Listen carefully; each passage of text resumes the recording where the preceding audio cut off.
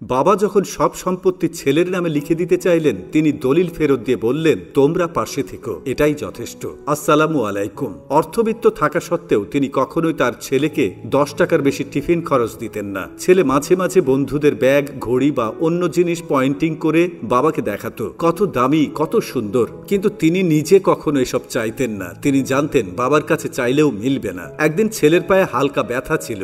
স্কুলে যাওয়ার পথে বাবার কাছে অনুরোধ করলো অফিসের গাড়িতে তুলে স্কুলে নামিয়ে দিতে। তিনি ছেলের অসুবিধা বুঝে রাজি হন। এরপর 1 সপ্তাহ ধরেই ছেলেটি বাবার সঙ্গে স্কুলে যেত। কিন্তু তিনি লক্ষ্য করলেন ছেলের আর হাঁটতে ইচ্ছে করে না। তাই একদিন নিজেই জানিয়ে দিলেন, অফিসের গাড়ি ব্যক্তিগত কাজে ব্যবহার করা ঠিক নয়, কাল থেকে আবার হাঁটতে হবে। ছেলের মন খারাপ হয়েছিল। স্ত্রীও এ নিয়ে দুঃখ প্রকাশ করলেন, কিন্তু তিনি বাবার সিদ্ধান্তে অটল থাকলেন। এক সন্ধ্যায় ছেলে এসে জানালো তার বন্ধু শহরের সবচেয়ে ভালো স্কুলে ভর্তি হয়েছে, তিনিও যেতে চান। বাবা শান্তভাবে জানতে চাইলেন, সেরা হয় স্কুল নাকি ছাত্র?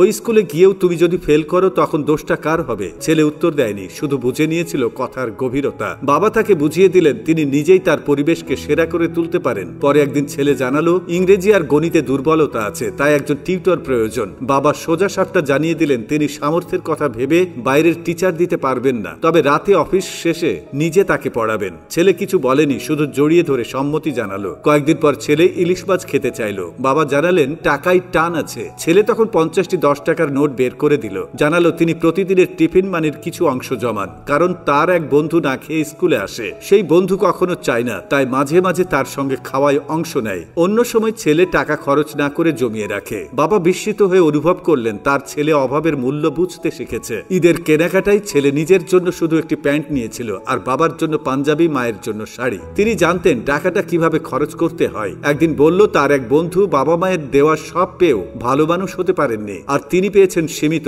কিন্তু শিখেছেন অনেক কিছু। বাবা তার মাথায় হাত রেখে বললেন, এই শিক্ষাটুকুই ছিল সবচেয়ে জরুরি। 10 বছর পর ছেলে নিজের টাকায় একটি প্রাইভেট কার কিনল। জানালো 5 বছরের টিফিন মানি ও অফিসের বোনাস টাকা জমিয়ে এটা সম্ভব হয়েছে। বাবা যখন সব সম্পত্তি ছেলের নামে লিখে দিতে চাইলেন, তিনি দলিল ফেরত দিয়ে বললেন, তোমরা পাশে থেকো, এটাই যথেষ্ট। সেদিন স্ত্রীকে জড়িয়ে ধরে বাবা বলেছিলেন, আমি ভুল করিনি, আমি শুধু সন্তানকে বড় করিনি, তাকে মানুষ করেছি, যেমনটা আমার বাবা একদিন আমাকে করেছিলেন। আল্লাহ হাফেজ।